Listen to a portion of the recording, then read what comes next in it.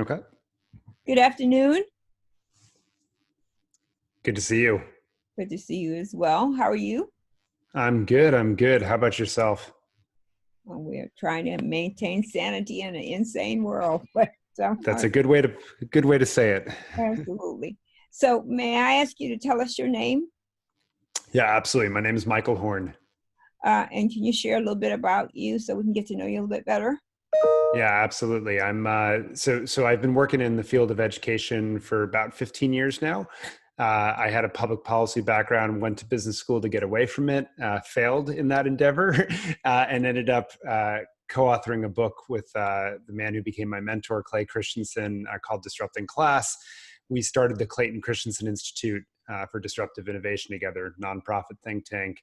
I ran the education team there for just under a decade, and then uh, moved to a group called the Entangled Group in 2015, which just got acquired by a group called Guild Education, and now I'm a senior strategist there. And as you know, I still write a lot of books and articles about the future of education, really spanning the entire system from early learning, K-12, where my roots were, but the last really 7 years or so has been much more focused on higher education. And Guild's work is in helping employers spend dollars on helping working adults get education and upskill, which in this current pandemic, given all of the disruption, different sort of disruption in people's lives, has felt incredibly gratifying to be able to help a lot of folks right now. So I work across those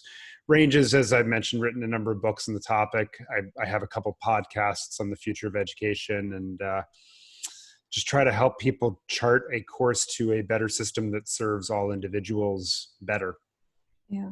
Well, I can say I've been a fan for a very long time, even when you were interning under Mr. Christensen. I read a lot of his work, and I was really moved by his thoughts, and they were really clear and kind of really poignant, to think about where he was, because a lot of people talk about education. Education is the uh, the black sheep of the family all the time. There's something wrong with it, there's all these things, and I think some of his work was really clear, and he articulated his vision very, very well. And then you came along behind him and just took it up and took the banner and started running, and you've done basically the same thing. And I try, every time you send something, I try to post it, because I think people need to hear and read those things, because I mean, like, we make assumptions about education that are not always correct. I don't know if you know this, my husband is a third grade teacher. He's been teaching for 28, 29 years. He's been teaching for a Wow. long time. And my view, my lens from education comes from of his work, and then where I am in my work. So I think it's really important. And one of the reasons why I wanted to have this chat with you is because I think you can give us some insights that many of us may not have, specifically about education and race and wealth equity, if you will. How those Yeah. go together. So if you could you just talk a little bit about the structure of education from elementary education all the way to post-secondary education? Yeah, absolutely. So, in our elementary schools and middle schools and high schools, they were literally designed after factories. Most people don't realize this, that if you went before the 1850s, really, everyone attended a one-room schoolhouse. And by necessity, there were a lot of kids crammed into a classroom, and the teacher was individualizing and personalizing for every single student there. The students were teaching each other. There was a lot of differentiation going on, acknowledging the reality that all students learn in different ways, different needs at different times, different paces, and so forth. And it was just laid bare by the fact that we had so many different ages. But what a lot of people don't realize is the vast majority of Americans didn't go to high school back then. Very few, like we're talking single digit percentages. And that all started to change really in the late 1800s and early 1900s, when we moved to this factory model education system that we had imported in essence from Prussia, and that system. And the theory basically said, okay, we're going to batch students up by their date of manufacture, if you will, their birth year. And we will put them in classrooms where the teacher, in order to educate massive numbers of students, because remember, there wasn't compulsory education before in the United States. So to create a universal system, we're going to deliver the same learning in the same way to them at the same pace on each day. And every couple of days, we'll switch to the next concept, and some of them will get it and some of them won't. And that's okay, because our system was essentially built to sort students, sort them out. So those students who didn't have high academic achievement, they'd move into career and technical education, which would mean that they were line workers in factories. Those who did pretty well, they would become managers. And the really creme de la creme, they would get to go to higher education to become sort of the leaders of the political class or corporations or et cetera, and sort of run the country, if you will. And that's how our education system was built in the K-12 system. And I'll get to higher education in a moment, but you hear that it's a system built on sorting, not on learning and developing every single child's potential and passions and so forth.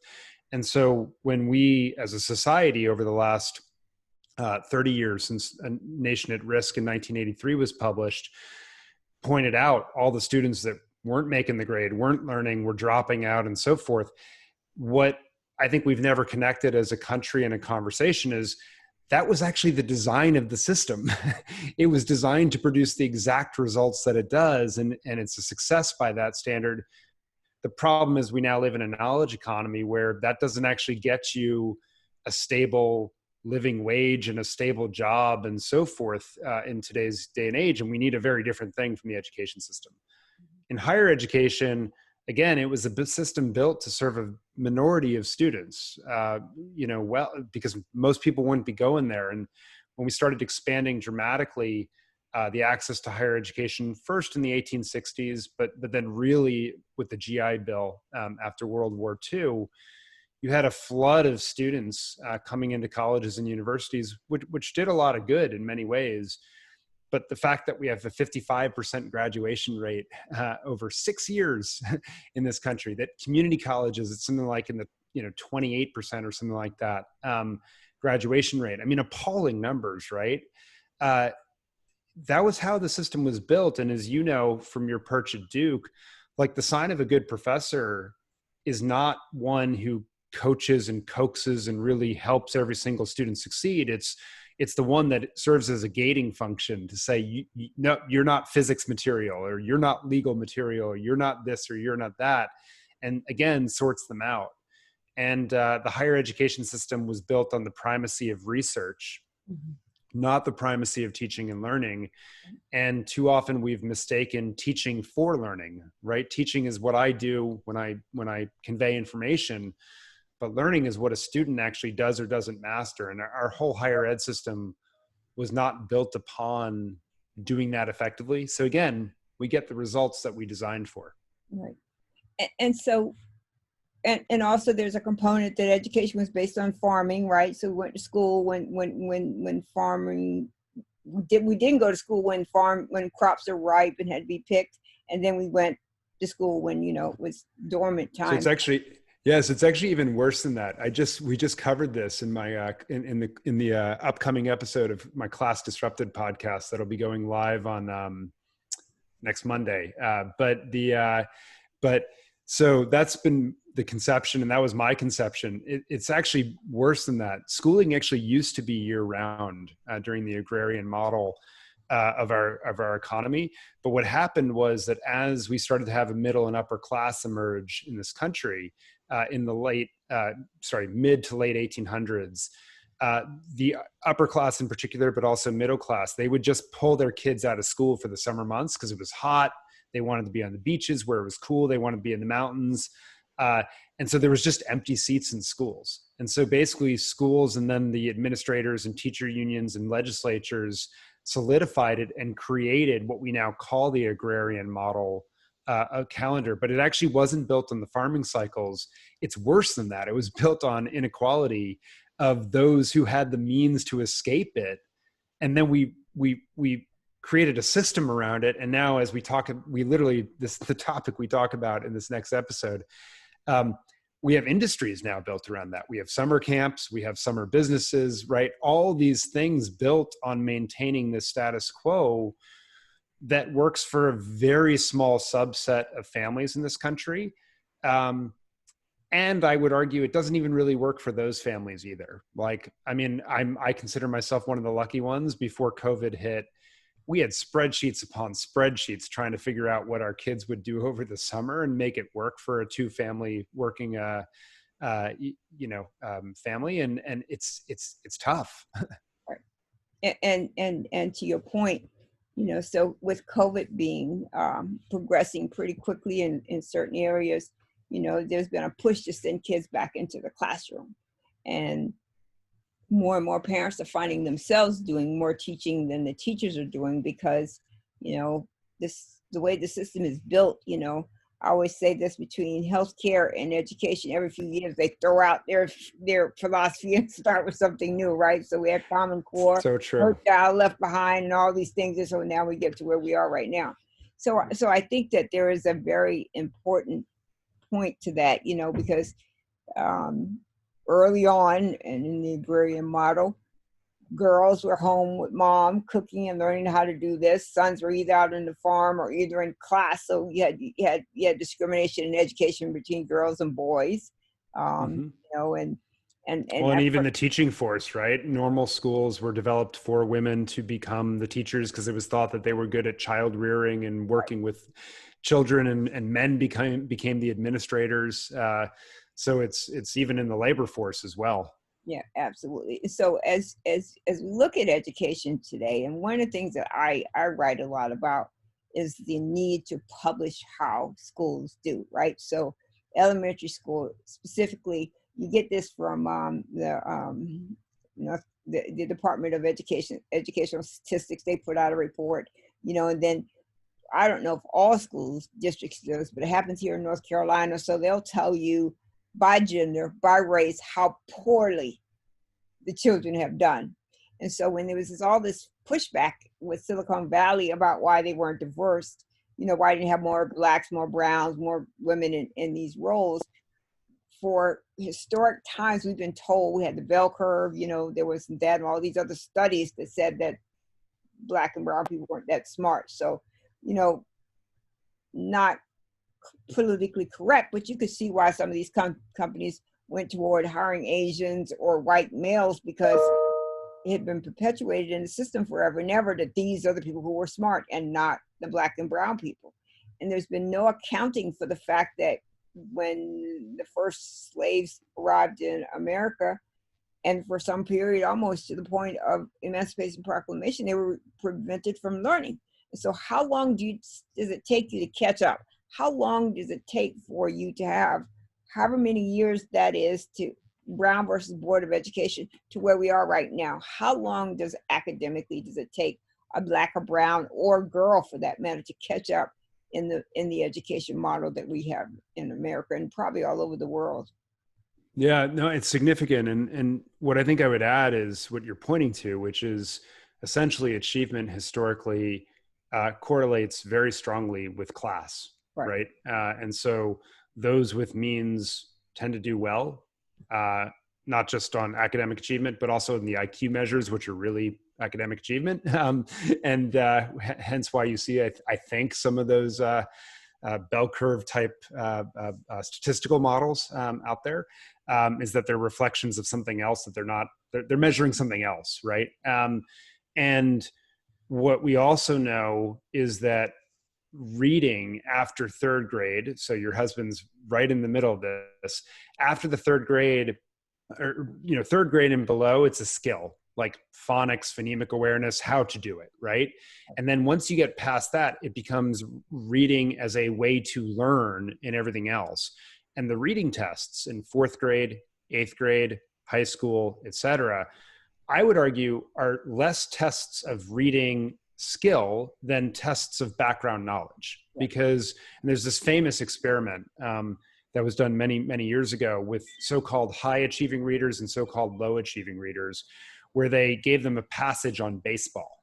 And the high achieving readers they had selected for people that knew nothing about baseball. And the low achieving readers they selected for people that knew a lot about baseball. And magically, when you read a passage about baseball and you asked questions about the main idea, what was, things like that, the low achieving readers all of a sudden tested high, and the high ones who knew nothing about baseball tested low. Why is that? Because, just imagine the sentence like, the hitter stole second base. That sounds like a terrible thing if you don't know anything about baseball. Right. What, they stole it? That's terrible. Right. Well, that's actually a great play, right? And so we discount, that's obviously like a lighthearted example, if you will. But you think about your point, all of that background knowledge that gets locked up and told in families over time as a key to economic success. And it actually is a reservoir of knowledge that doesn't just appear before kindergarten. It appears over and over at unpredictable times throughout a child's development that gives them a vastly superior advantage over time. And those schools that I think have done the best at closing that gap are those that have been very intentional about saying, we're going to build your background knowledge and all these things that, someone might say is not important or whatever else, but we think it's an unwritten code of our society to get ahead. Right. Absolutely. And so one of the things that, they say 3rd, 5th, and 8th grade are the determinant grades, right? Those are the 3 grades that will say whether you'll make it or not. And I don't know how long ago, it's been a minute now, but I used to teach adult literacy. So one of my favorite things of all times is the Canterbury Tales. I love the Canterbury Tales, love everything. Yeah. But try teaching a room full of Black and brown children about the Canterbury Tales, right? So what's in this story that matters to me? So you're going to tell me about a pilgrimage of white people on their way to someplace, what? And what I did with the course was I did a backflip on it. So every student got to pick a character, whatever the character was. And the wife of Bath is probably the one that stands out most. I said, so now I want you to turn that person into a sports figure. So who was the most flamboyant sports figure at that time? And so Russell Westbrook became the wife of Bath. And when students got that, they were just so intrigued by this pilgrimage, because now you could identify with it, right? Because it's a universal story, but you just needed to make it identifiable. Yeah. Right. And that's what I find it most times. I quit teaching adult literacy because they told me I couldn't teach it that way. I had to teach it the way it was taught. But I will say that, like a lot of what expectations are for Black and brown people is that we are supposed to be able to grasp these concepts that are foreign to us, right? So, when I was younger, another one of my favorites was Macbeth. And the only reason why I like Macbeth is because she couldn't get the blood off her hands. It had nothing to do with the rest of the stories. I don't know what happened in the rest of the stories. I don't know what the characters were, but she could not get the blood off her hands. And so when you think about education from the perspective of me, I graduated from high school in 1976, so I'll be 62 this year. My understanding of education was not necessarily to learn, but to get out. So my mother said all the time, get out, get a good education and get out. I wasn't interested in learning. So, when he told me that Christopher Columbus discovered America, I was like, okay, that makes sense to me. I'm getting out. That's all I know. I'm getting out. And so now the system that we have in education for Black and brown kids is to teach exactly the same, one size fits all. And I don't think you can make education one size fits all, because I can speak from my own experiences. So why is that such a common theme in education, whether it's in elementary or high post-secondary education? Why is that such a common theme? Yeah, I think it's an outgrowth of the factory model on the one hand, right? Because the theory was we teach them all the same thing in the same way in the same day, and sort them on to the next side. The second piece we haven't talked about is the other part of a factory model system, which is that time is the constant and every child's learning is variable. Right. And my big push would be that we need to flip that and say, learning is the constant and the time is variable. So you're going to learn. So here's where I get to confess, I haven't read Canterbury Tales. My brother and my father have, and they can still recite it however many years later. But but like maybe this is an objective, right? And we're going to assume it takes people different pathways and different paces to do it. And that's not just okay, it's encouraged, because it's actually more like equity is often mistaken as I'm going to give you the exact same learning. Right. That's a mistake. You actually need a different pathway to relate it to your experience, to make it understandable, to fill in gaps in background knowledge that maybe you have. I need clearly something very different because I'm starting from ground zero, as we just discovered on this one. And so we need to acknowledge that, because and then it continues to compound, right?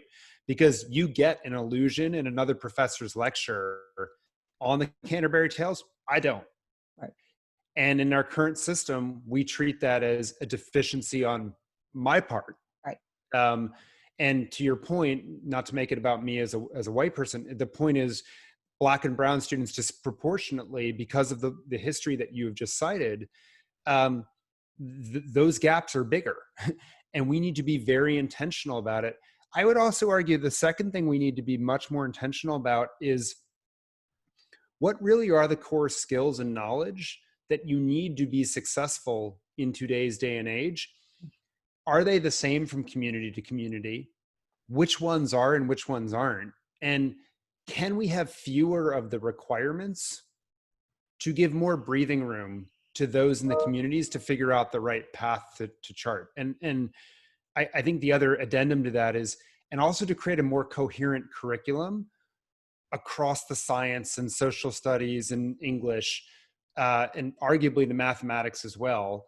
Although maybe that's a little bit more up and down, but so that like what I'm doing in science relates to what I'm learning in social studies, and that I can actually start to draw threads together. Mm-hmm. And maybe I cover marginally less of a deep dive on the Middle Ages. Like I know it exists, right? Mm-hmm. But I go a little bit less deep on it, as long as I get the currents of history, and then I can go on deep in one particular piece and like do cause and effect, and how does it relate to today's day and age, and why is it important to understand this, and yada yada, right? Like maybe that's what we really want to achieve. We don't have those conversations though, as a society, about what really is the core knowledge and skills you need to do to be a functionally literate and civically minded adult in today's country. And what are the skills that we can allow communities to choose different knowledge pathways to demonstrate and achieve those? So I have two questions for that. The first one is this. So McKinsey has written several articles about the future of work and automation, right? So technology is going to come in and displace all of us. They're going to breathe for us. We're not going to be able to do anything. The robots will do everything. But in reality, I mean, I do see that. So where do you live? You live in Massachusetts? You yep. live up north? Yep. So like here in the South, we're not as progressive as some of these things out west, Silicon Valley, maybe even not up north, but we are pretty progressive. North Carolina is pretty good. Yeah. Yeah. Because we have a lot of colleges and institutions here. But and Sam's Club. So we have a Sam's Club that's about 2 or 3 miles from our house. And when I renewed my membership a couple of years ago, it said, download the Sam Club app. So, of course, I downloaded on my phone, and I've been in 7 heavens ever since. Because when I go to Sam's, I never see a person. So I'm not stuck in a line. I'm not waiting on whatever it is that they're doing. But what that immediately brought to mind was that person who was my checkout person when I was going through that line is going to eventually be completely displaced. Because now they've got cameras watching me, so they know I can't steal. They're going to check my QR code before I leave, so they know I bought what I said I bought. So now the store does not need as many people.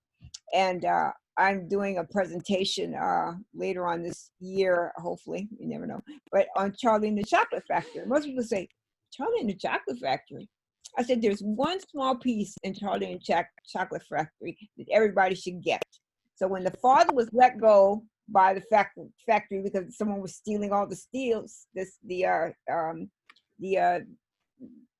recipes for the chocolate and all the things that they did, he fired everybody and put machines in place. So, you know, the factory was run by machines. And the way the movie ends is the father comes back and has to fix the computer that the machine that replaced him, right? So this is to me how what McKinsey wrote and what you are talking about kind of merge to each other, right? So there was no indication in Charlie and the Chocolate Factory that the father had any kind of higher learning. You know, he just knew how to do whatever it was he did, worked in a factory as you described earlier. But then when the machine would break, who's going to go fix it? So when we look at education and what they keep talking about the future of work and disrupting automation, what does this mean in terms of what do we have to do to get all people, not white people, but black and brown and anybody else on the same level to participate fully in that change? Yeah, I think that's literally the however many $1 trillion question right now hanging over us, right? And I think what we need to do this is what we're focused on in Guild Education now that I have that hat on as well, right? Is how to upskill people given the fact that jobs that can be automated are being automated. That's happening, right? And I would argue the pandemic is going to accelerate it because we had tons of layoffs and a lot of those jobs ain't coming back. Right. And a lot of economic loss. Huge economic loss. And I mean, you think about the Black community in particular against that, right? Like, the Black community was at its best unemployment, and now I think it's worst in, 2 or 3 generations right now. And so, and a lot of those jobs, as we just said, the ones that got laid off, they're not coming back because they're going to be automated. And I think the real magic is, as you started to say, is in actually complementarity, right? So understanding the digital, understanding the machines, and being able to apply the human next to it. So you build an artificial intelligence algorithm, having an ethicist alongside of it is actually incredibly important, right? Having a human being to check it as an audit, right? And then being able to communicate about what it has done and what it hasn't done, really important. And so I think what we'll see, a lot of people are arguing right now that the net sum of jobs is going to be negative. Mm-hmm. My own sense is it's going to look more like the Industrial Revolution, which is to say that there'll be a negative in the short run, but in the longer run, we'll actually create more value-added jobs that's more intrinsically rewarding work for individuals. The challenge right now is in this 5 to 20 year period, we don't know how long it'll last, of transitioning people into that. And that's where the real pain, and I would argue a lot of the unrest right now over the last 5 to 10 years is like the seeds of that have been in that tension. And so from my perspective, like, this is where education is so important, because we need to create a more flexible learning system that is more affordable and more accessible and is judged based on how you propel and grow individuals as opposed to labeling and sorting them. And if we can do that, then I think you create actually a lot of different rungs to opportunity for individuals, regardless of background. And that's like the really exciting part about it, is if we can construct that. And I think entities like Guild that start to put employer dollars to work as one source of this. But I also think income share agreements, a new innovation that says, hey, your education's free at this, short-term program to get some coding skills, for example. And you'll pay us back a small percentage of your income. It's not like debt, because if you don't make anything, you don't owe us anything, right? So really aligning the programs with the outcomes and putting some skin in the game, I think that could be tremendous, and really rethinking our education system instead of a set of linear stages. really a set of multifaceted pathways that you move into and out of throughout your life, and changing the social stigma and conversation around that and the culture around that is going to be the last piece. Because right now, I think it's almost like, wait, you're going back for education when you're age 45? Like, what's wrong with you? Whereas it needs to be seen as, no, this is like what we all do, because like world's changing, how we interact with technology is changing. We always need to stay a step ahead of it. And that's just part of your job as a human being now. I think that was said beautifully. I think the interesting piece about that, though, is, so we're in unrest with this virus, and we also in unrest with, yes, with what's happening with social justice. And the point that you made about COVID is I would add even further. Most of these big Fortune 500 companies and really successful companies are really sitting here rethinking technology right now in their boardrooms. So yes. How much money did they lose because their staff could not go in and support their business? If they would have had a robot, if they would have had some sort of automation, it wouldn't have mattered when this pandemic came and wiped out all these jobs and took people away and caused the economic crash we're in right now. I think if they would have been really thinking about this now, we've been further ahead. And, in a little bit of the same way in what you do, my thought is always diversifying IT. So Google's facial recognition software in 2015, disastrous, right? So, yep. And I would bet every dime I own for the rest of my life, they didn't do that intentionally. That was not, no. I don't think people set out to do bad stuff. I mean, there are some bad apples, right? But they don't set out to do it. Right. But this is because it's the result of, right? Yeah. Right. So if you have all white men coding, it's not going to even cross your mind to think about darker skin or whatever the characteristic is. So, right. So that's what Google's faux pas was. But in reality, we're going to have way more of these, right? So you have all these algorithms that says if I live in zip code 1234556, my area is a high crime rate. We have a high level of poverty. Everything for me in that zip code is going to be hard. So am I going to be able to get a loan? Am I going to be able to move out? So where I think education really needs to intersect is really what you said earlier. So we need to think about education not just from the point of pouring information in, and I don't remember who said that, but somebody says that we're an empty vessel and you're supposed to pour. I don't think that's true. I think what we do is we find the tools that the person has and we amplify those tools, right? So we give them skills that allow them to improve upon it. So if you are a great graphic artist, if you can draw anything, you should be able to get the same job as a guy or girl who went and got a 4-year degree in graphic artist if you have the skill.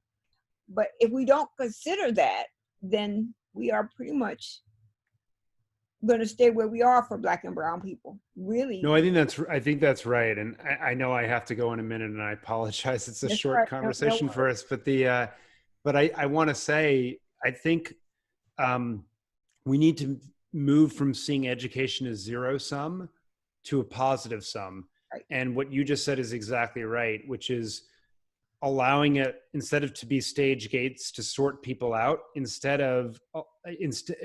shift it to helping identify and build passions and what your skills uniquely situate you for, and then cultivating and developing that. Like that would be, and allowing individuals the choice then, right? Like I'm good at X and I'm good at Y, I get to choose. Right.